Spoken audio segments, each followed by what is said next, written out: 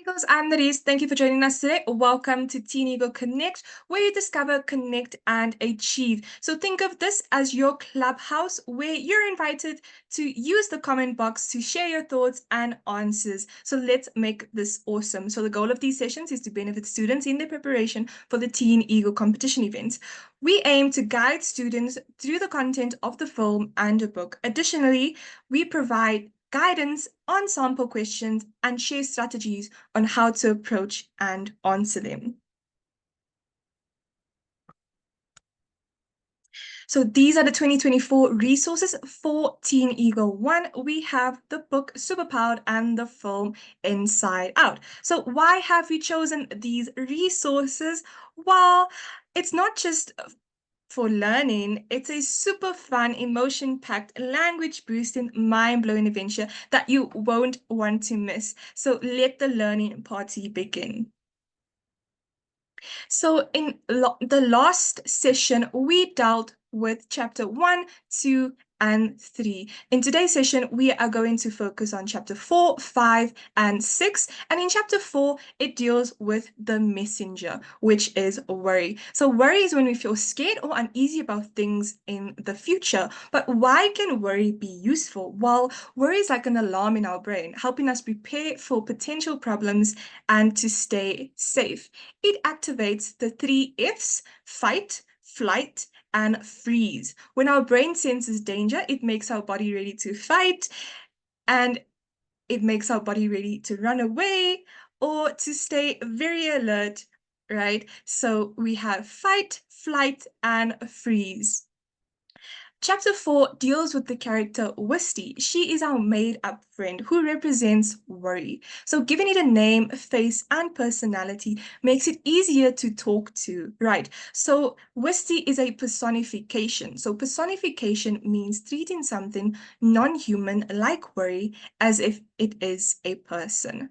But it also tells us how we can decode Wisty's messages. So we can understand Wisty's messages by noticing our feelings. So it's categorized into blaze, which means danger; challenge, which means it's there to motivate you; connect, it's there for social support; and spam, it means unnecessary worry. Awesome. In chapter 5, we deal with what ifing. So what ifing is a form of anxiety where individuals constantly worry about the past and the future. Worrying or what ifing hinders clear thinking, and common ineffective responses are squishing, pacifying, and bullying thoughts. In chapter 5, we deal with a character named Luna. In this chapter, we see she experiences anxiety related to an upcoming math test and the fear of not getting into college. She uses what if scenarios, which gives her anxiety and hinders her thinking. All right, so chapter 5 also tells us common mistakes. So common mistakes when we deal with future worrying or what ifing. And the 3 common mistakes are suppressing thoughts, seeking reassurance, and being self-critical. However, it does employ strategies like stop the what ifing dominoes, planning mental road trips, with what if then scenarios, and calculating the risks. Right, so let's look at a scenario. If I do poorly on a test, what do you think we can do to stop the what ifing? Right, so if I do poorly in the test, then I'll have to study harder or get a tutor, right? My grade might be affected, but that's something I can handle. I'll remember that grades are feedback on things I'm still learning. So if you do poorly in the test, then you can study harder or get a tutor. So that's how you use the if-then strategy. Awesome, awesome, awesome, awesome. Right, so chapter 6 deals with camouflaging. Camouflaging means to pretend to be someone else to fit in and avoid rejection. In chapter 6, we deal with the worry runaround, which is a repeating cycle, right? So worry messages affect our thoughts, feelings, and the do, which means our actions. So it leads to escalating the stress. Chapter 6 deals with thought holes, which are common thinking mistakes that people make when feeling socially anxious. So the author provides examples of the 5 common thought holes, which are hunchifying, making guesses about other thoughts; overlooking, ignoring positive aspects; lightifying, believing that everyone is paying attention to you; extremifying, thinking in extremes, and supersizing, exaggerating fears. However, we can address the thought holes by using the 5C process, which is to catch, check, collect, challenge, and change. Right, moving on to the vocab list. So we have personification, which means giving human traits like feelings or actions to things that aren't human, like animals or objects. It's making them act or feel like people. Pressure is a force or influence that pushes someone to do something, often within a specific time frame or under certain conditions. And self-esteem means the value and confidence a person has in themselves and their abilities. Worry means a feeling of unease, often accompanied by anxiety or fear, and it's always accompanied by worrying about the future or the outcome. So what ifing is excessive worrying about potential negative outcomes or scenarios. It involves repeatedly asking what if questions and anticipating problems that may never occur.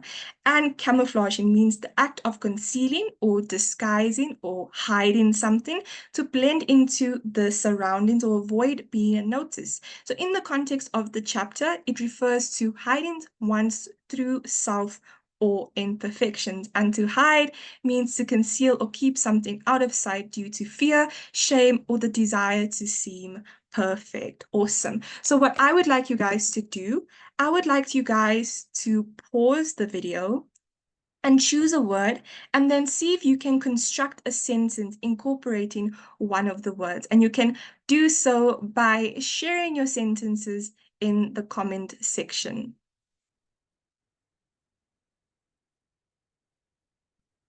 Right, let's look at some key points from the film Inside Out. So in today's session, we will be looking at the setting. So the setting in a movie is when and where the story takes place. So it's either a place or a time frame that the characters exist. So the setting in the movie is where and when the story happens, like the place and the time and when the characters exist. So in the film Inside Out, we have external world settings. So external means outer. So the story begins with Riley, an 11-year-old girl living a happy life in Minnesota. She enjoys playing hockey, spending time with her friends, and having a loving relationship with her parents. However, her life takes a dramatic turn when her family relocates to San Francisco, California, due to her father's job. So this move creates a significant change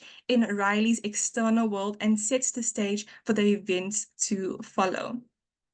Right, in the internal world, this is where majority of the film takes place. So inside Riley's mind, there's a control center that represents her emotions. So the emotions are personified as characters: joy, sadness, anger, fear, and disgust, and they all work together to influence Riley's thoughts, feelings, and actions. So there are also various locations within Riley's mind, such as the train of thought, long-term memory, and imagination land. So in the external world setting, it takes place in Minnesota and San Francisco, California. And in the internal world setting, it takes place inside Riley's mind at the control center, or the various locations like the train of thought, long-term memory, and imagination land. So let's do a class activity together. Please pause the video to see if you can answer the questions independently and share those answers in the comment section. So the first question is, where does the story begin? A, California, B, Minnesota, C, New York, or D, Texas? If you chose B, you are correct. The story begins in Minnesota. Next question. What prompts the significant change in Riley's external world? A family reunion. B, her hockey passion, her passion for hockey. C, her father's job relocation. Or D, a school competition. Awesome. If you chose C, you are correct. Well done. How are Riley's emotions personified in her mind? Are they A, as animals, B, as colors, C, as characters, or D, as abstract concepts? Fantastic. If you chose C as characters, you are correct. Moving on to a true or false question. In the film Inside Out, Riley's family moves to San Francisco due to her father's job. Is it A, true, or B, false? Awesome. If you chose the answer A, which is true, you are correct. Well done. Right, so how to study the resources. So how can we study the film and the book? So we can start off by making a schedule. So plan when to read, watch the films, do the worksheets, and practice the spelling. Watch multiple times, so that's awesome. Watch the film more than once to catch the details and focus on the characters. So pay attention to character development and actor portrayals. That's important. And take chapter notes. When it comes to the book, take notes after each chapter on key events and questions and break it down. So divide the book into manageable sections or chapters to avoid feeling overwhelmed and connect with personal experiences. So relate the content to your own experiences, which can enhance your comprehension. So in the books, there are multiple activities for you to do. So please do them so you're able to connect your own experiences with the content of the book. Awesome. And stay consistent. Keep it simple and consistent for better results. Remember, the key is to enjoy the process of learning. Just a reminder, please explore our free study materials. All you need to do is sign into your TeenEagle dashboard, click on resources, choose your TeenEagle category, and start studying. This is the preview of how the study resources look like. We have chapter summaries, movie analysis, spelling bee word list, and worksheet ideas. So how can you benefit from using the study materials? It's going to improve your understanding, increase your English language skills, expand your vocab, prepare you for the competition. It's there for hands-on learning. It's going to give you a confidence boost, and it prevents information overload. So the type of questions you can expect for the online rounds, you will have 60 minutes for 60 questions, and they include multiple choice and true or false questions. For the global finals, you will have 45 minutes for 45 questions, and these include multiple choice, matching, and true or false questions. Awesome. So the type of questions you can expect, this is something you should know by now, but I'll just repeat them. We have what questions, how questions, why questions, true or false questions, and matching questions. How do you answer? Manage your time. Aim for 1 minute per question. Cross out wrong answers. This will help you focus on the correct one. Match logically. Be precise with true or false. True means everything's correct. False means there's at least one mistake, so it's wrong. And stay calm and positive and trust what you have. Right, and if you haven't joined TeenEagle World yet, what are you waiting for? Don't miss out. Head over to the TeenEagle webpage now and join the flock. You can sign up for any TeenEagle event, access study materials, and connect with the TeenEagle community.